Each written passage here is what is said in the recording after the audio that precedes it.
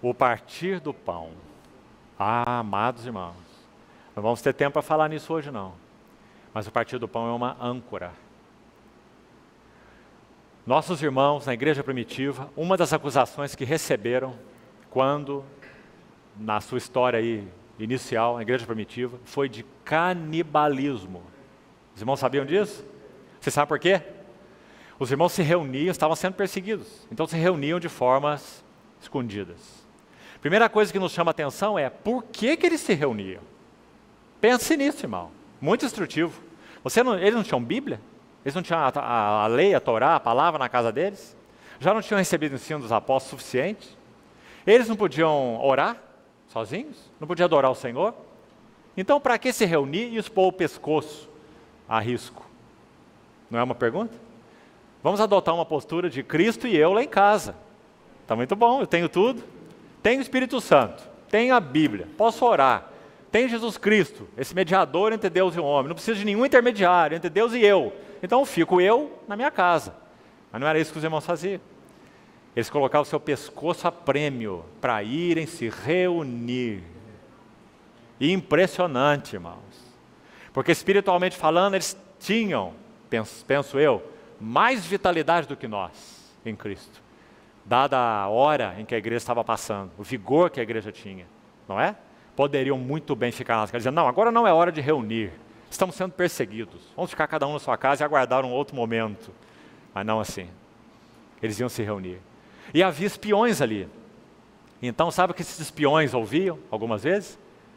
Ouvindo de longe, assim, os irmãos reunidos, quem sabe numa gruta lá, numa caverna lá, eles estavam ali na espreita, e eles escutavam as pessoas dizendo assim, quem comer a minha carne, e beber o meu sangue, permanece em mim e eu nele. É maravilhoso. Sabe o que os irmãos estavam fazendo lá dentro? Partindo o pão. Eles foram acusados de serem canibais. Que coisa, não é? Tanto eles prezavam o partir do pão. Eles compreendiam que não era apenas um simbolismo, não era apenas um memorial. Guarde-se dessas palavras, porque Jesus não diz façam isso como um memorial a mim, ele diz façam isso em memória de mim. É muito diferente, porque um memorial é algo morto, que não tem realidade nenhuma. As praças dessa cidade devem estar cheias de memoriais, todos mortos, com pombinhas sentando em cima deles assim, não é? Porque eles não são nada, eles estão mortos, não tem realidade. Mas a mesa do Senhor tem realidade espiritual. Então não é um memorial. Então Paulo vai dizer, quem comer e beber indignamente é réu do corpo e do sangue do Senhor.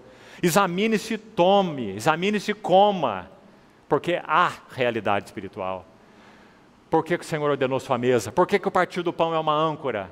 Porque o Senhor deseja em cada partir do pão da sua igreja, que os nossos olhos sejam abertos, para que nós possamos ver quem é o nosso Senhor Jesus, o pão da vida, esse que é nosso e nós dele, esse que disse, coma de mim e viva em mim.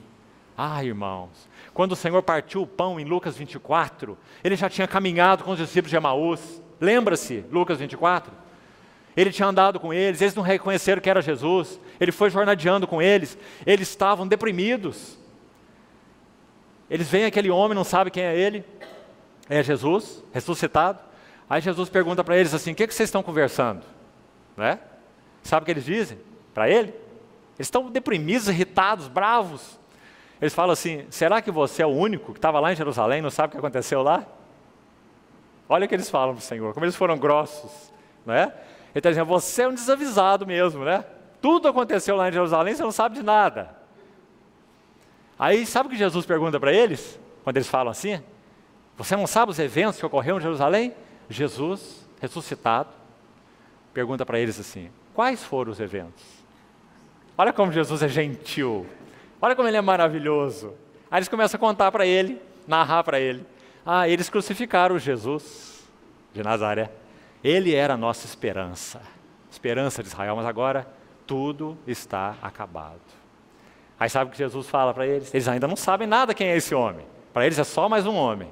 Aí esse homem fala assim, ó nécios e tardos para compreender tudo que as Escrituras dizem. Aí diz que ele começou pela lei, passou pelos profetas, passou pelos salmos e disse para eles tudo que as Escrituras falam sobre ele. Veja, quem está ali é a palavra viva, é o próprio Senhor Jesus, usando a palavra escrita, as Escrituras. Mas ainda assim os olhos deles não foram abertos. Muito interessante esse relato. E o Senhor vai caminhando com eles. Aí chegam na aldeia de Emaús, e o coração deles está ardendo, constrangido, mas eles não sabem ainda quem é essa pessoa. Mas eles estão conquistados por essa pessoa que eles não conhecem. Aí eles falam assim, fica conosco. Já é tarde e o dia já declina. Lindo, irmãos. Porque nós podíamos perguntar aqui, se eles não convidassem o Senhor, será que o Senhor entraria? Essa é a pergunta. Como nós temos relacionado com Ele? Nós o temos convidado? Nós queremos comunhão com Ele? Nosso coração arde por Ele? Então eles fizeram o convite, ele entrou, ele consentiu.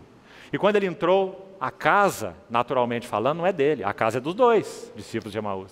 Então eles vão preparar uma ceia, uma comunhão para o Senhor, alimento. E põe os alimentos na mesa. E ali está o Senhor comendo com eles, e os seus olhos ainda estão fechados. Num dado momento, o Senhor assume uma posição de anfitrião, como se fosse o dono da casa. Ele assume essa posição de anfitrião, toma um pão e o que ele faz? Parte o pão. Veja que especial, porque eles já poderiam ter tido esses olhos abertos, porque é o Senhor que está com eles, é a palavra que está sendo falada, mas nada ainda. Mas quando o Senhor parte o pão, Lucas diz, e quando partiu o pão, se lhe abriram os olhos, e eles reconheceram que era Jesus. Ah, irmãos, que o Senhor nos guarde para nos reunirmos para um ritual. Que o Senhor nos guarde. Não há ritual nenhum na mesa do Senhor. O que há é uma celebração. O desejo do Espírito Santo é usar o tempo do partir do pão para abrir os nossos olhos, para nós reconhecermos quem é o Senhor Jesus, que nós pertencemos a Ele de uma forma irrevogável e que também Ele pertence a nós de uma forma irrevogável. Nada poderá nos separar do amor de Cristo. Para isso foi destinado o tempo do partir do pão. Mas o que a igreja fez de modo geral?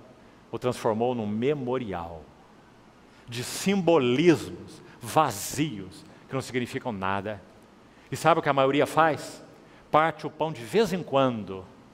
E sabe o que mais? No fim da reunião, quando já não tem tempo para nada mais. Então vamos partir o pão, está no dia de partir o pão.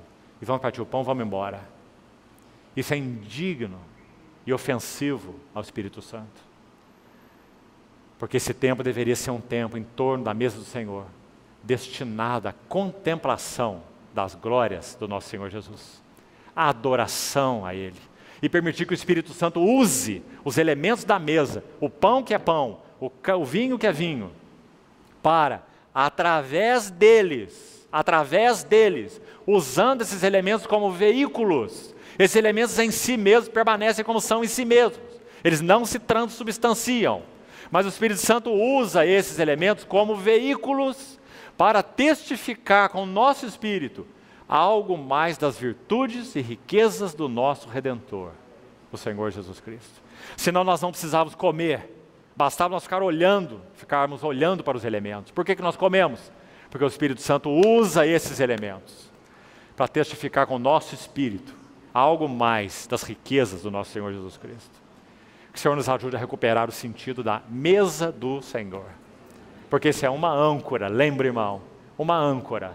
Reunirmos para partir o pão na presença do Senhor. E a última âncora para terminarmos então por aqui hoje. As orações.